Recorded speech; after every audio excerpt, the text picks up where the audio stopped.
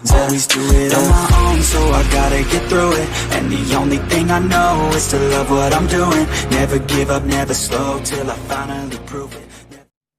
So guys जो हमारी last class हुई थी, जो हमारी लास्ट वीडियो क्लास थी, उस क्लास में हम लोग ऑलरेडी 1 2 3 क्वेश्चंस कवर कर चुके हैं. सो यहाँ पर अब बारी आती है क्वेश्चन नंबर 4 की. ठीक है. क्वेश्चन नंबर 4 क्या बोल रहा है? The ground state energy of hydrogen atom is -13.6 electron volt. जो ग्राउंड स्टेट एनर्जी है हाइड्रोजन एटम की, वो कितनी है? -13.6 इलेक्ट्रॉन वोल्ट. तो फर्स्ट पार्ट में क्या पूछा है? what is the kinetic energy of electron in the second excited state. Then second part में हमसे क्या पूछा है? what is the potential energy of an electron in the third excited state. ठीक है. that is इलेक्ट्रॉन की potential energy third excited state में. और if electron jumps to the ground state from the third excited state, अगर electron third excited state से वापस ground state में jump कर देता है, तो calculate the wavelength of photon emitted. And ये बोर्ड 2000 आउटसाइड दिल्ली 2008 का क्वेश्चन है. ठीक है. नाउ देखिए, ग्राउंड स्टेट की एनर्जी हमें दी हुई है, तो हमें पता है कि जो ग्राउंड स्टेट में एनर्जी होती है, ठीक है, वो कितनी होती है? वो होती है आपकी -13.6 CV. ठीक है. कौन से स्टेट में होती है भाई? ये होती है आपकी ग्राउंड स्टेट की एनर्जी. अब हमें नॉर्मली दो स्टेट्स दी हुई हैं. अभी हमें हमें बोला हुआ है एक सेकंड एक्साइटेड स्टेट. कौन से स्टेट बोला हुआ भाई? Second excited state. और सेकंड एक्साइटेड स्टेट होने का मतलब क्या है कि एन किसके इक्वल है? 3 के. तो E3 किसके इक्वल आ गया? एक जनरल फॉर्मूला हम लोगों को पता ही है. दैट इज, जनरल फॉर्मूला क्या होता है? क्या? E n is equals to -13.6 by n square. तो उसी फॉर्मूला के according 13.6 divided by 13.6 divided by n square बोले तो 9. ठीक है. जब हम इसको सॉल्व करेंगे तो ये आएगा कितना? -1.51 इलेक्ट्रॉन वोल्ट. तो ये बात हुई सेकेंड एक्साइटेड स्टेट की. और अगर हम बात करें थर्ड एक्साइटेड स्टेट की, ठीक है, तो थर्ड एक्साइटेड स्टेट का मतलब एन किसके इक्वल हो गया? एन हो गया 4 के इक्वल. तो E4 किसके इक्वल आ गया? वही उसी फॉर्मूले से, -13.6 divided by 16. This is equals to -0.85 electron volt. तो ये हमने एनर्जी निकाली सेकेंड एक्साइटेड स्टेट की, और वो एनर्जी निकाली हमने थर्ड एक्साइटेड स्टेट की. अब फर्स्ट पार्ट में हमसे क्या बोला हुआ था? What is the kinetic energy of electron in the second excited state.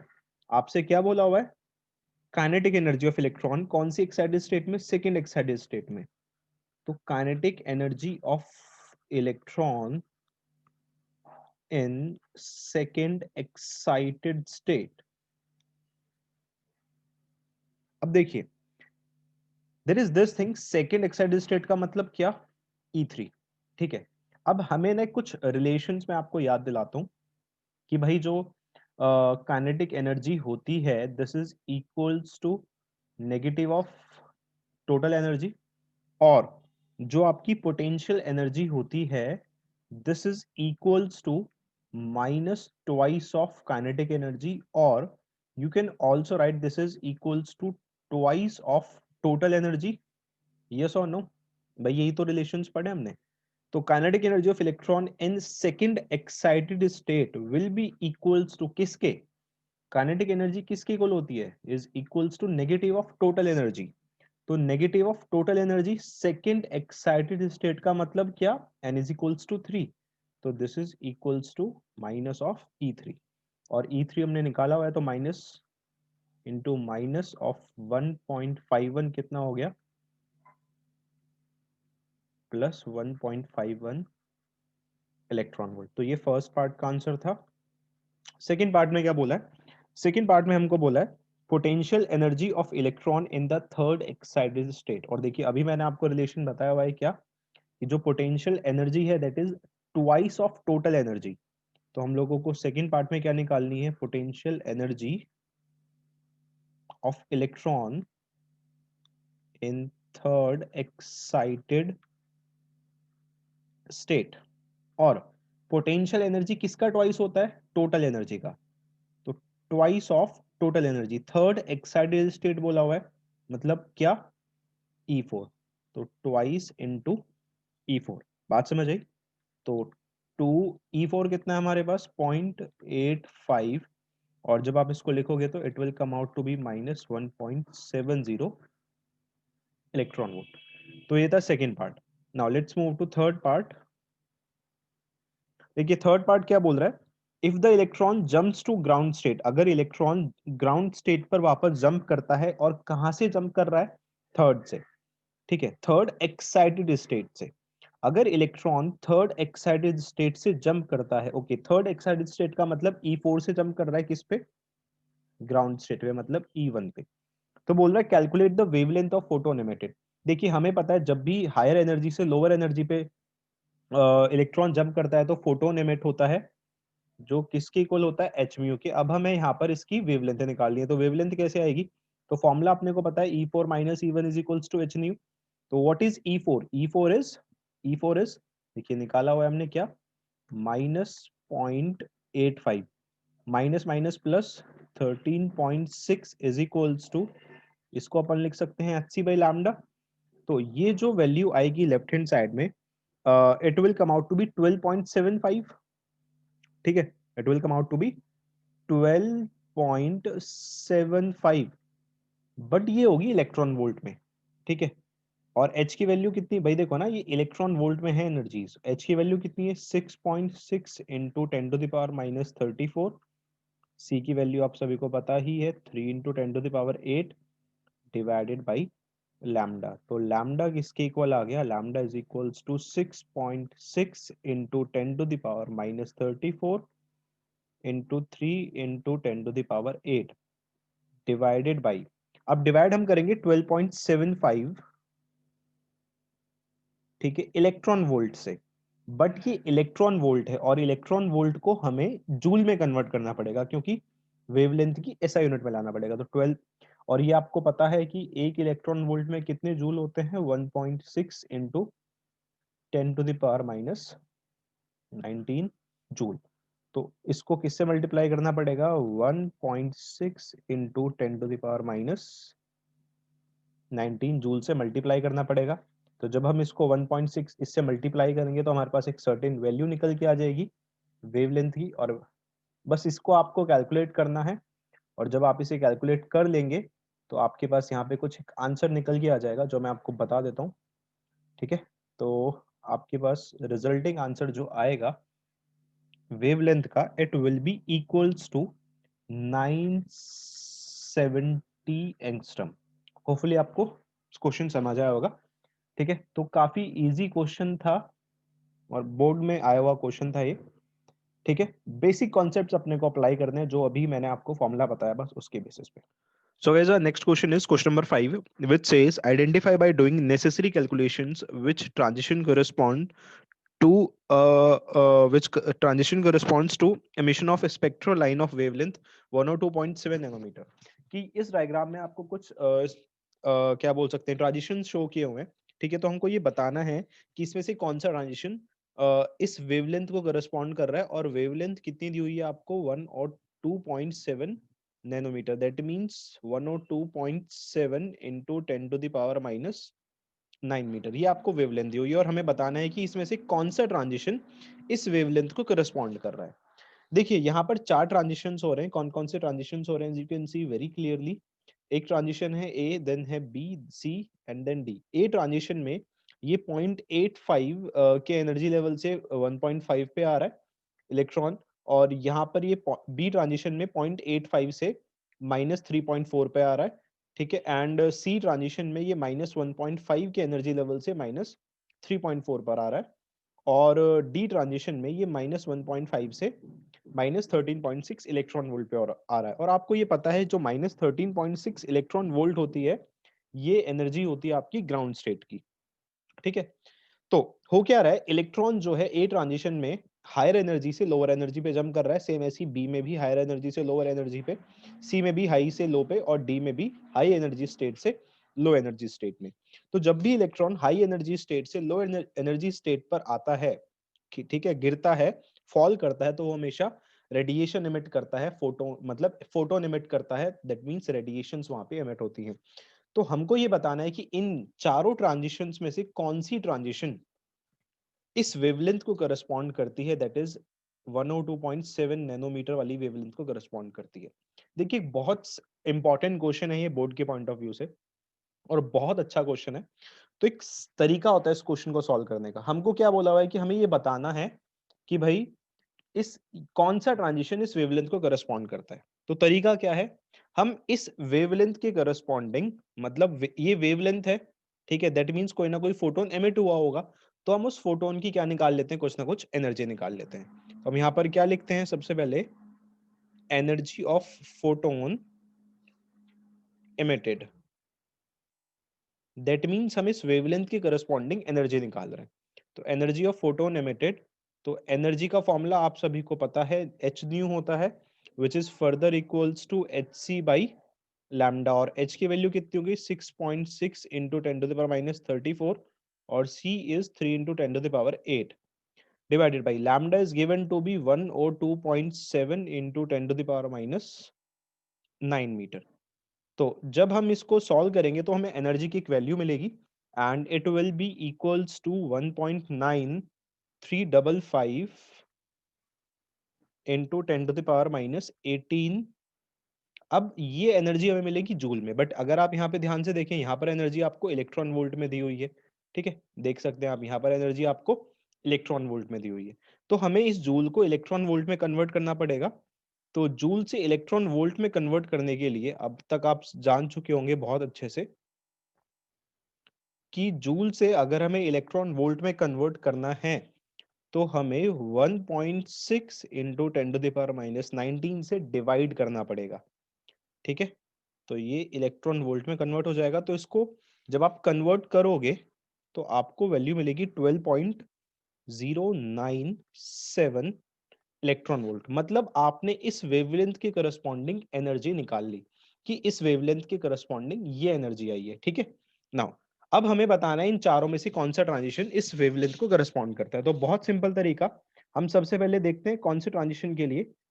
Let's say transition A, for transition A. अब देखिए ट्रांजिशन ए के लिए जो डेल्टा ई ऑफ ए है उसको हम कैसे लिखेंगे, ये कहां से आ रहा है, ठीक है, -0.85 से कहां पर आ रहा है, -0.15 पे। तो क्या लिखते हैं, E2 minus E1 general formula होता है, आपको पता होगा, डेल्टा ई जनरली कैसे लिखते हैं हम, E2 minus E1, that is higher energy में से लोअर एनर्जी को माइनस करते हैं। तो ए कहां से आ रहा है, ए आ रहा है -0.85 से कहां पर, -0.15 पर। तो ई डेल्टा ई ऑफ ए कैसे लिखेंगे हम, या ई ऑफ ए कैसे लिखेंगे, अगर इसको मैं सिंपली लिखूं एनर्जी फॉर ए, तो इसको हम कैसे लिखेंगे एनर्जी ऑफ ए को, for transition A it will be E A is equals to, it will be -0.85। अब ये माइनस माइनस क्या हो जाएगा, देखिए -1.5 माइनस, तो माइनस माइनस क्या हो गया +1.5। क्या ये किसी हाल में, ठीक है, क्या ये किसी हाल में 12.097 की इक्वल आ सकता है, सोचिए जरा। आंसर इज नो, ये किसी हाल में 12.097 की इक्वल नहीं आ सकता, बल्कि किसकी इक्वल आएगा, it will come out to be 0.65, ठीक है, it will come out to be 0.65 electron volt. क्या ये करस्पॉन्ड कर रहा है, नहीं कर रहा। तो अब सेम जैसे हमने ए के लिए देखा, बिल्कुल सेम ऐसे हम बी के लिए देखेंगे, तो हमें पता चलेगा बी भी करस्पॉन्ड नहीं करेगा। फिर हम बिल्कुल सेम ऐसे ही सी के लिए देखेंगे, तो हमें पता चलेगा सी भी करस्पॉन्ड नहीं करेगा। फिर हम किसके लिए देखेंगे, नेक्स्ट स्टेप में will see for transition D, ठीक है। नेक्स्ट स्टेप में लिख रहा हूं यहाँ पे डी ट्रांजिशन के लिए। तो फॉर ट्रांजिशन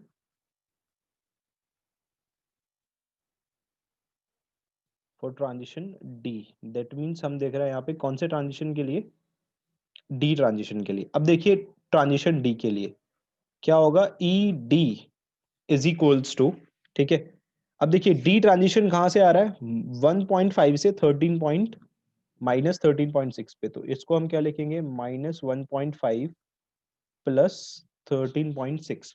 और जब आप इसको देखेंगे तो 13.6 माइनस 1.5 आपको कितना मिलेगा 12.1 इलेक्ट्रॉन वोल्ट। अब इसको जब हम राउंड ऑफ करेंगे तो ये 12.1 ही तो आएगा। देखिए 12.097 को जब आप राउंड ऑफ करोगे तो ये 12.1 ही तो आएगा। ठीक है, तो कौन सा ट्रांजिशन करस्पॉन्ड कर रहा है फिर इस वेवलेंथ को? ट्रांजिशन डी करस्पॉन्ड कर रहा है, तो हेंस बस एंड में क्या आ जाएगा, hence transition D corresponds to lambda is equals to 1 or 2.7 nanometer. Okay, hopefully आपको क्वेश्चन समझ आया होगा. Now let's move to our next question, which is question number 6. Okay, so question number 6 बोल रहा है, 6 का फर्स्ट पार्ट एक्चुअली बोल रहा है, देखिए बिल्कुल सेम है जैसे जो हमने अभी किया था ना क्वेश्चन नंबर 5, बिल्कुल सेम क्वेश्चन है क्वेश्चन नंबर 6. तो क्वेश्चन नंबर 6 का फर्स्ट पार्ट बोल रहा है, find out the transition which results in the emission of a photon of wavelength 496 nanometre. तो आपको वेवलेंथ गिवन है 496 नैनोमीटर, तो इसको हम मीटर में कन्वर्ट कर सकते हैं जी, बिल्कुल कर सकते हैं, कर लिया हमने कन्वर्ट. तो lambda is equals to 496 into 10 to the power minus 9 metre. देखिए अब यहाँ पर क्या है, इस क्वेश्चन में आपको ट्रांजिशंस के नाम गिवन थे, यहाँ पर हमको ट्रांजिशंस के नाम गिवन नहीं है, तो हम नाम खुद से दे देते हैं A B C D E F.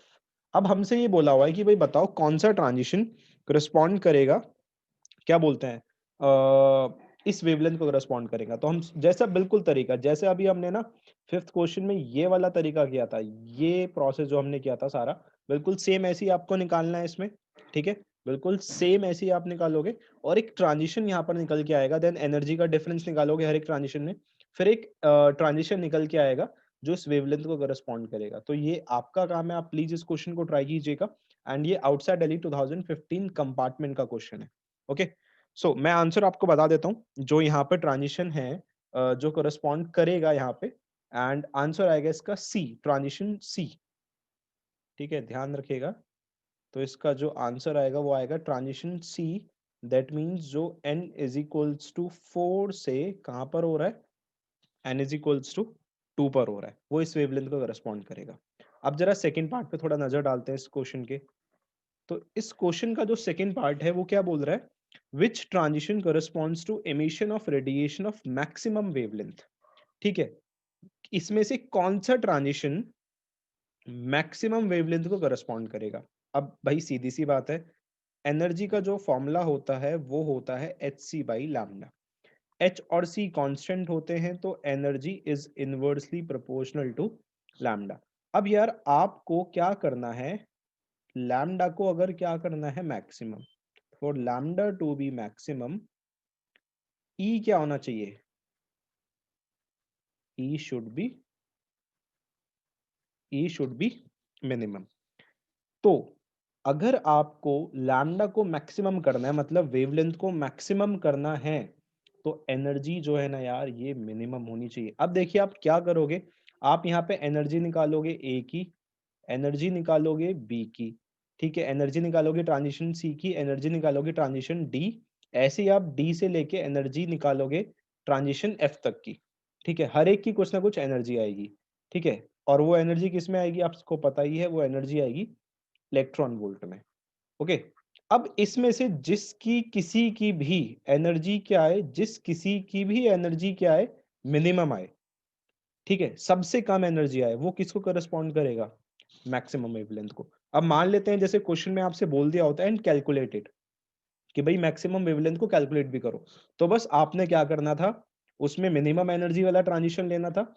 ठीक है, जैसे मिनिमम एनर्जी का ट्रांजिशन यहाँ पे होगा, अगर मैं आपको आंसर बताऊं तो जो ये 4 से 3 पे हो रहा है, 4 से 3 पे कौन हो रहा है, दैट इज ए. ठीक है, तो ई लेट से आपको कैलकुलेट करने के लिए अगर बोला हुआ है, लेट से अगर आपको कैलकुलेट करने के लिए बोला हुआ है, तो हम यहाँ पर एनर्जी किसकी लेंगे, ई ऑफ ए, बिकॉज ये मिनिमम होगी, is equals to h c by lambda max. तो यहाँ से लैम्डा मैक्स हम निकाल सकते हैं आसानी से. ठीक है, तो h c by energy of transition A. अब इसमें ना एक दिक्कत और है जो आपको यहाँ पर आएगी. अब वो दिक्कत क्या है, देखिए जरा ध्यान से समझिए. आपके पास ना इस बार E one N1 N2 N3 वगैरह ये सब दिया हुआ है, जबकि लास्ट क्वेश्चन में आपको, क्वेश्चन नंबर 5 में आपको ये एनर्जी जो है ना, ये वैल्यूज गिवन थी क्वेश्चन नंबर 5 में। तो यार ये कैसे लाया जाए, तो इसका भी सवाल है, अपने आंसर है अपने पास। भाई हम फॉर्मूला पढ़ चुके हैं ना, E n is equals to -13.6 n² electron volt. तो E1 निकल के आ जाएगा बड़े आराम से, E2 भी निकल के आ जाएगा बड़े आराम से। ये निकालना पड़ेगा आपको, तभी तो आप बता पाएंगे B किसको करस्पॉन्ड कर रहा है, C किसको करस्पॉन्ड कर रहा है। तो B आ जाएगा -13.6/n² बोले तो 4। तो E2 कितना आ जाएगा आपका, -3.4 इलेक्ट्रॉन वोल्ट। फिर ऐसे ही आप E3 निकालोगे, ठीक है। E3 कितना आएगा भाई, यहाँ पे भी आपको दिया हुआ है वैसे, एंड सॉरी, E3 यहाँ पे -13.6/9, तो it will come out to be -1.51 electron volt. बिल्कुल ऐसे ही आप E4 निकालोगे फिर, ठीक है। E4 जब आप निकालोगे तो E4 मिलेगा आपको -0.85 इलेक्ट्रॉन वोल्ट। तो ये एनर्जीज आपकी ऐसे आएंगी, E1 E2 E3 E4 energy levels ऐसे आएंगे, ठीक है। होपफुली क्वेश्चन समझ आया होगा आपको। Okay, so now let's move to our next question which is question number 7। देखो भाई क्वेश्चन नंबर 7 क्या बोल रहा है, using the Rydberg formula calculate the wavelengths of first 4 spectral lines in Lyman series of hydrogen atom. आपको Rydberg formula use करके पहली 4 spectral lines की वेवलेंथ निकालनी है लेमन सीरीज में। अब यार आपको लेमन सीरीज में आपको बताऊं तो लेमन सीरीज में आपको पता है कि इलेक्ट्रॉन हमेशा 1 पे आके गिरता है, ठीक है। जैसे बाल्मर में आपको पता होगा, बाल्मर में हमेशा 2 पे आके गिरता है। तो हम लोगों ने एक फॉर्मूला पढ़ा हुआ है Bohr theory of hydrogen atom में वेवलेंथ के लिए, और वो फॉर्मूला क्या है, 1/λ is equals to R, where R is the Rydberg constant, R into 1 by nf का स्क्वायर माइनस 1 by ni का स्क्वायर। अब लेमन सीरीज के लिए, और लेमन सीरीज, ये आप सभी को पता है कि nf किसके इक्वल होता है भाई, 1 के इक्वल होता है। तो 1/λ is equals to R into 1 minus n i का स्क्वायर, ठीक है। ध्यान रखिएगा एनसीईआरटी का क्वेश्चन, और क्वेश्चन में क्या बोला हुआ है, आपको फर्स्ट 4 स्पेक्ट्रल लाइंस की वेवलेंथ बतानी है। मतलब आपको सिर्फ और सिर्फ क्या बताना है, लैम्डा बताना है। क्योंकि 1/λ, ये जो 1/λ होता है ना, ये तो पूरा का पूरा वेव नंबर होता है भाई। 1/λ पूरा का पूरा वेव नंबर होता है, ठीक है। 1/λ पूरा का पूरा वेव नंबर होता है। तो लेमन सीरीज के लिए हमको बताना है, तो n f is equals to 1 होता है भाई, लेमन सीरीज में फाइनल 1 पर आकर गिरता है। तो एक जनरल एक्सप्रेशन यहाँ से हम लैम्डा की निकाल लेते हैं। तो लैम्डा किसके इक्वल आ जाएगा, जब आप इस टर्म्स को शफल करोगे, तो जब आप एलसीएम वगैरह लोगे, तो 1/λ is equals to R into n i का square minus 1 divided by n i का स्क्वायर, ये सो नो, ठीक है। एलसीएम लिया, अब यहाँ से आपने लैम्डा की वैल्यू निकालनी है। तो लैम्डा किसके इक्वल आएगा, lambda will be equals to n i का square divided by R into n i का स्क्वायर माइनस 1। एक ये जनरल फॉर्मूला हमने निकाल लिया वेवलेंथ के लिए। अब हमें कितनी like first, I mean two से कितनी स्पेक्ट्रल लाइंस की वेवलेंथ निकालनी है, आंसर है फर्स्ट 4 स्पेक्ट्रल लाइंस की। तो देखिए जरा फर्स्ट 4 स्पेक्ट्रल लाइंस कैसे, लेट्स सपोज मैंने यहाँ पर एक ट्रांजिशन लेवल बना दिया, ये n इज इक्वल्स टू 1 है। अब यार पहली 4 स्पेक्ट्रल लाइंस का मतलब क्या है, ये n इज इक्वल्स टू 2 है, this is n is equals to 3 and this is n is equals to 4। तो 2 से 1 पे आई एक स्पेक्ट्रल लाइन, ठीक है। 3 से 1 पे आई एक और स्पेक्ट्रल लाइन, 4 से 1 पे आई एक और स्पेक्ट्रल लाइन। तो टोटल कितनी स्पेक्ट्रल लाइंस हो गई है, ये हो गई 3। तो एक और बनानी पड़ेगी, मतलब क्योंकि हमें 4 स्पेक्ट्रल लाइंस की वेवलेंथ बतानी है। तो n इज इक्वल्स टू क्या 5, और देन ट्रांजिशन कहाँ से हुआ भाई, 5 से 1 पे। अब सवाल आता है यार ये 1 पे ही क्यों हो रहा है, ये 1 पे इसलिए हो रहा है, क्यों, क्योंकि कौन सी सीरीज है यार ये, this is the Lyman series. बात समझ आई। तो बस अब हमें क्या बताना है, हम यहाँ पर अब लिख देंगे बड़े आसानी से, बहुत इजीली अब लिख सकते हैं। दस वेवलेंथ ऑफ दस wavelength of first 4 spectral lines तो हम पहली 4 स्पेक्ट्रल लाइंस की वेवलेंथ लिखने वाले हैं। तो सबसे पहली क्या होगी, सबसे पहली हम 2 से 1 वाली मान लेते हैं। तो wavelength from 2 to 1 is equals to, अब ni क्या होगा 2 वाली के लिए, ठीक है, ni क्या होगा 2 वाली के लिए, ni क्या होगा, अब यहाँ पे ni क्या होगा इसके लिए, लैम्डा 2 1 के लिए ni विल बी 2 का स्क्वायर, तो 2 का स्क्वायर इज 4, ठीक है, डिवाइडेड बाई r की वैल्यू आपको पता होगी, इनटू 4 माइनस 1 दैट इज 3। तो मैं यहाँ पर आंसर लिख देता हूँ, तो it will come out to be 1216 angstrom. तो ये फर्स्ट वाली आ जाएगी, बिल्कुल सेम ऐसे ही आपने लैम्डा 3 1 निकालना है, ठीक है, और जो लैम्डा 3 1 आएगा बिल्कुल सेम ऐसे ही आपको मिलेगा 1026 एंगस्ट्रम, और फिर आपने लैम्डा 4 1 निकालना है, and it will come out to be lambda 4 1 out will come out to be 972.8 angstrom, और जो फोर्थ है lambda 5 1, it will come out to be 950 angstrom. बस आपने क्या करना है, यहाँ पर ni की वैल्यू और r की वैल्यू को पुट करना है इस फॉर्मूले में। आपको जो वेवलेंथ है फर्स्ट 4 स्पेक्ट्रल लाइंस की वो यहाँ पे बड़ी आसानी से मिल जाएगी, ठीक है। होपफुली क्वेश्चन समझ आया होगा। तो देखते हैं अपना जरा नेक्स्ट क्वेश्चन, क्वेश्चन नंबर 8। तो क्वेश्चन नंबर 8 यहाँ पर बोल रहा है, calculate the shortest wavelength in Balmer series of hydrogen atom in which region of hydrogen spectrum does this wavelength lie. आपको शॉर्ट और आउटसाइड दिल्ली 2015 का क्वेश्चन है।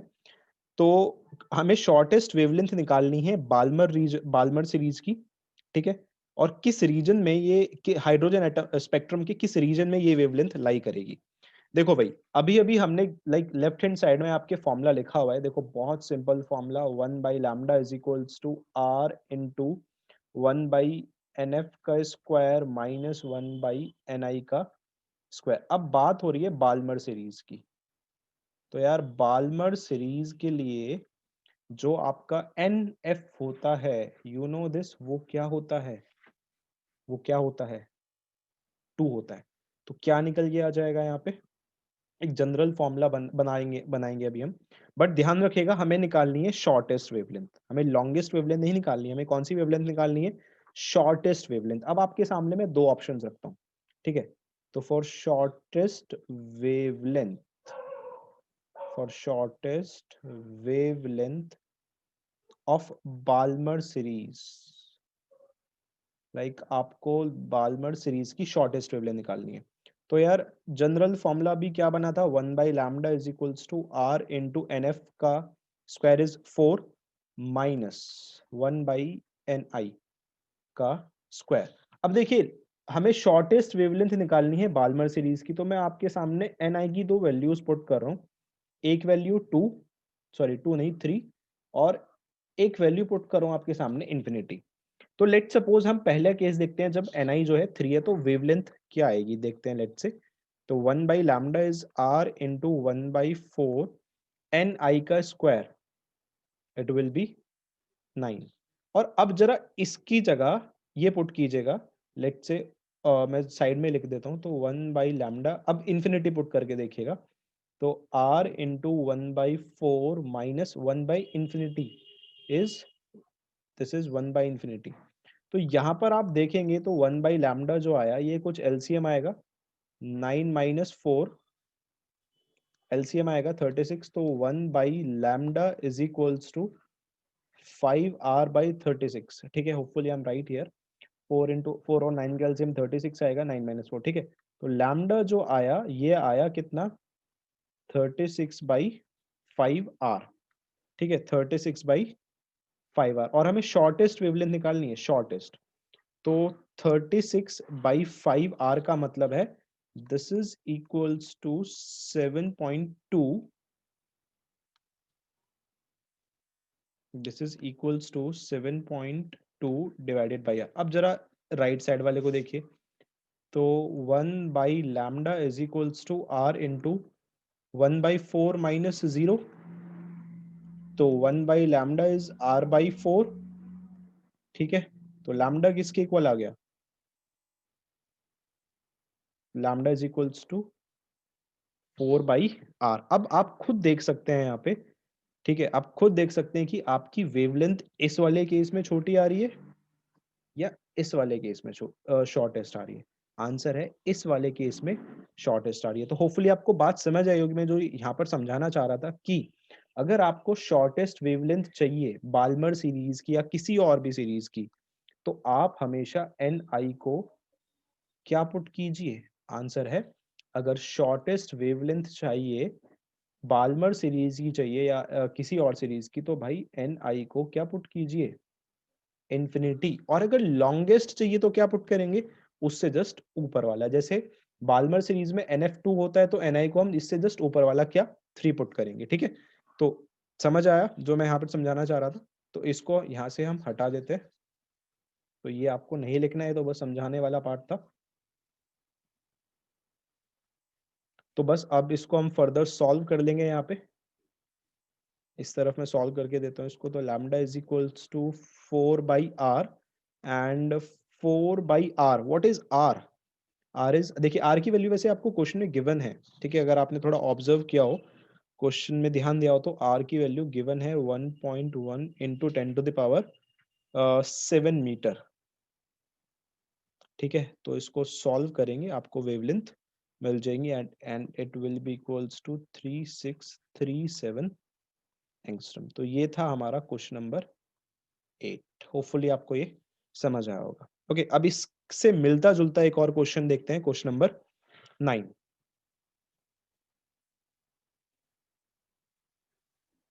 नाउ क्वेश्चन नंबर 9 क्या बोल रहा है, यूजिंग रेडबर्ग फॉर्मूला, ठीक है, कैलकुलेट द लॉन्गेस्ट वेवलेंथ। अच्छा, एक पार्ट हम भूल गए पिछले क्वेश्चन में करना, और वो पार्ट क्या था, in which region of hydrogen spectrum does this wavelength lie. तो ये वेवलेंथ किस रीजन में लाई करती है। देखिए, आपको पता होगा कि आई मीन टू से ये किस रीजन में लाई करती है हाइड्रोजन स्पेक्ट्रम की वेवलेंथ, जो ये वैल्यू आई है वेवलेंथ की, तो ध्यान रखिएगा ये लाई करती है कौन से रीजन में। दिस लाइज इन द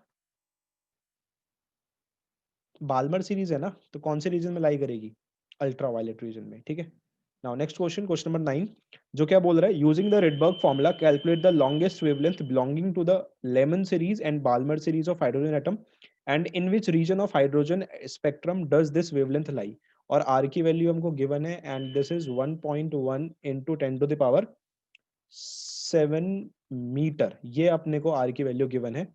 तो जनरल फॉर्मूला लिखते हैं, तो 1/लैम्डा इज r इंटू 1/NF का स्क्वायर माइनस 1/NI का स्क्वायर। ये वैल्यूज अपने को यहाँ पे गिवन है। अब हमें चाहिए लॉन्गेस्ट वेवलेंथ, और कौन सी सीरीज की, for longest wavelength of Lyman series. ठीक है भाई, लेमन सीरीज के हमें लॉन्गेस्ट वेवलेंथ चाहिए। For longest wavelength of Lyman series, longest wavelength just अभी मैंने बताया, देखिए लॉन्गेस्ट लेमन सीरीज के लिए NF क्या होगा, लेमन सीरीज के लिए NF तो 1 होगा। ठीक है, और NI कितना होना चाहिए, लॉन्गेस्ट चाहिए। क्या इन्फिनिटी लेंगे, सोचिए जरा, क्या इन्फिनिटी लेंगे, नहीं, बिकॉज अगर हम इन्फिनिटी लेंगे तो वेवलेंथ शॉर्टेस्ट निकल के आएगी। तो NI कितना लेना पड़ेगा, 2। तो लॉन्गेस्ट वेवलेंथ के लिए 1/लैम्डा L मान लेते हैं, longest wavelength is equals to R into 1 - 1/4। तो ये कितनी निकल के आएगी, तो lambda L is equals to, हमारे पास जब हम टर्म्स को लाइक सॉल्व करेंगे और लिखेंगे यहाँ पे, तो it will come out to be 4/3R।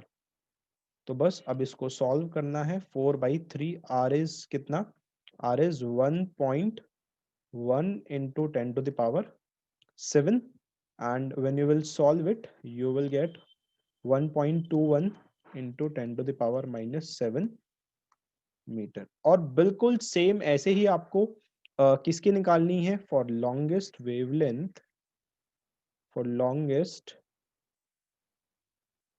Wavelength, और कौन सी सीरीज की निकालनी है भाई, अब निकालनी है हमें बाल्मर सीरीज की। तो for longest wavelength of Balmer series, तो बाल्मर सीरीज की लॉन्गेस्ट वेवलेंथ निकालने के लिए, ठीक है, NF क्या होगा, बस मैं ये बता रहा हूँ, कैलकुलेट आप कर लीजिएगा अपने आप ही। अच्छा, ये किस रीजन में लाई करेगी, और फिर से लेमन सीरीज कौन से रीजन में लाई करता है? It will lie in, sorry Lyman series बोल रहा हूँ, ये वेवलेंथ कौन से रीजन में लाई करेगी? It will lie in ultraviolet region. ठीक है, it will lie in ultraviolet region. और longest wavelength of Balmer series, तो एन एफ क्या पुट करेंगे? 2 पुट करेंगे, और एन आई क्या पुट करेंगे? N i will be equals to 3। ठीक है, इन्फिनिटी नहीं करेंगे, अभी दिखाया था जस्ट मैंने आपको लास्ट क्वेश्चन में। ठीक है, एन आई नहीं पुट, एन आई 3 नहीं पुट करेंगे, बिकॉज अगर हम एन आई को 3 सॉरी इन्फिनिटी पुट करेंगे तो वो शॉर्टेस्ट वेवलेंथ आएगी। ठीक है, नाउ यहाँ से हमें कुछ वैल्यू मिलेगी वेवलेंथ की, और प्लीज ध्यान रखिएगा वो जो रीजन होगा वेवलेंथ का वो कौन सा होगा? It will be in the visible region. तो ये था हमारा question number 9। Okay, so our next question is question number 10। ठीक है, क्वेश्चन नंबर 10 क्या बोल रहा है? which level of double ionized lithium, that is Li2 positive, has the same energy as ground state energy of hydrogen atom? कि double ionised lithium में कौन सा लेवल, दैट इज एन, हमें बताना है किस लेवल की जो एनर्जी होगी वो सेम होगी as that of the ground state energy of the hydrogen atom. अब देखिए यार, अगर मैं आपको यहाँ पे एनर्जी का एक जनरल फॉर्मूला बताऊं जो हम लोगों ने आप लोगों ने डिराइव किया होगा, बिल्कुल ऑब्वियसली पता होगा। तो एनर्जी का एक जनरल फॉर्मूला हम लोगों ने लिखा हुआ है, general formula -13.6 Z square divided by n square electron volt. ठीक है, अब यहां से हम क्या कंक्लूजन निकालते हैं कि जो एनर्जी है, ठीक है, this is related to Z and n like this, yes और नो, ऐसे रिलेट होती है ना। अब क्वेश्चन में क्या बोला हुआ है कि जो एनर्जी है कौन से डबल आयोनाइज्ड लिथियम की, ठीक है, this is equal to the this is equal to the ground state energy of the hydrogen atom, और एन बताना है आपको लिथियम का। भाई ये क्वेश्चन में गिवन है, ध्यान रखिएगा, ये बात जो मैंने लिखी है ना, ये क्वेश्चन में गिवन है, आप लाइन पढ़ेंगे क्वेश्चन की, बोला हुआ है ना which level of double ionised lithium, कि डबल आयोनाइज्ड लिथियम में कौन सा लेवल, मतलब एन बताना है आपको डबल आयोनाइज्ड लिथियम के लिए, एनर्जी सेम होगी एज ग्राउंड स्टेट। ठीक है, तो एनर्जी सेम होने का मतलब दोनों एनर्जीज इक्वल है। तो लिथियम के लिए जब हम लिखेंगे तो it will be Z square divided by n square, और ये हम किसके लिए लिख रहे हैं? This is for Li2 positive is equals to, अब ये हाइड्रोजन के लिए Z square by n square for the hydrogen atom. अब देखिए लिथियम Li2 पॉजिटिव आपको पता है एटॉमिक नंबर कितना होगा?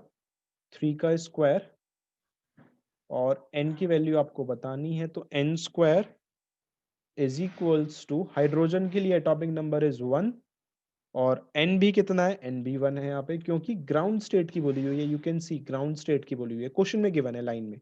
तो बस इसको सॉल्व करके n कितना आ जाएगा? n will come out to be 3। ठीक है, नंबर 11 है आपका ये, कि which state of triply ionised beryllium Be3 positive beryllium Be3 positive has same orbital radius as that of ground state of hydrogen। ठीक है, कि कौन सी स्टेट की triply ionised beryllium that is Be3 positive की जो ऑर्बिटल रेडियस होगी वो सेम होगी ग्राउंड स्टेट की तरह हाइड्रोजन की। अब देखिए रेडियस की डिपेंडेंसी तो यार अब पता ही होगी आप लोगों को, जो रेडियस है वो इस तरह डिपेंड करती है n square divided by Z square.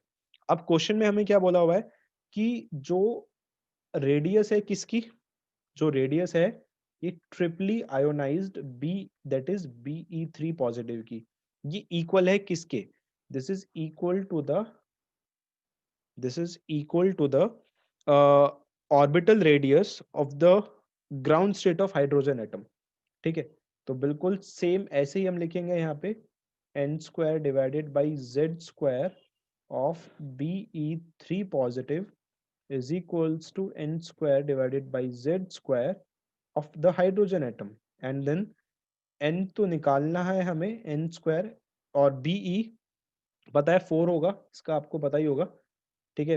B E के लिए z 4 होगा, तो 4 का स्क्वायर इज इक्वल्स टू 1/1। तो n कितना आ जाएगा यहाँ पे, n will come out to be 2। So this is the required answer. So this is our question number 11. Okay.